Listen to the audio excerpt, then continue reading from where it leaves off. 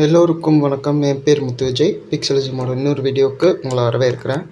இன்றைக்கி நம்ம இந்த iPhone 15 bro and OnePlus Nord CE3 5G இந்த ரெண்டு ஃபோனோட ஒரு கேமரா கம்பேரிசன் தான் பார்க்க போகிறோம்.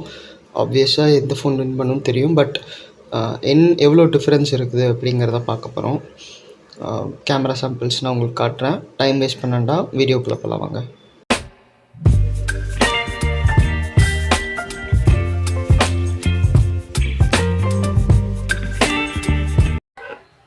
ஃபஸ்ட்டாக காட்டுறது வந்து ஐஃபோன் இமேஜஸ், செகண்டாக வர்றது OnePlusோட இமேஜஸ்.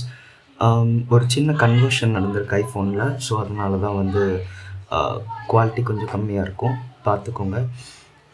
இமேஜஸ் ரெண்டுமே வந்து நல்லா தான் இருக்குது. டே லைட்டில் எந்த பிரச்சனையும் இல்லை. OnePlus வந்து அல்ட்ராவைடில் கொஞ்சம் டிஸ்ட்ராக்டடாக இருக்குது. சில டைம் ஐஃபோன் கொஞ்சம் வார்மாக ஷாட்ஸ் எடுக்குது. பட் OnePlus வந்து சில இடங்களில் அந்த நார்மலாக இருக்குது, சில இடங்களில் கன்சிஸ்டன்சி சரியாக இல்லை.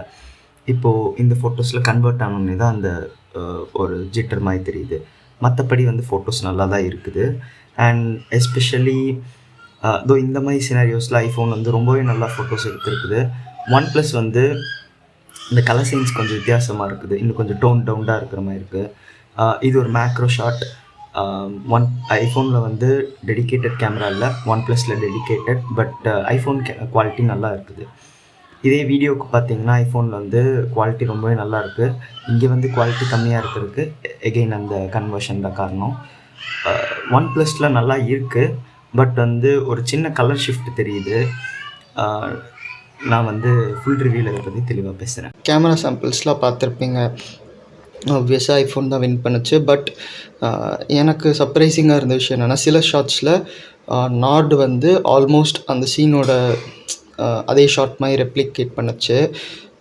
அந்த டைமில் ஐஃபோன் கொஞ்சம் வார்மர் ஷாட்ஸ் ப்ரொடியூஸ் பண்ணுச்சு. ஸோ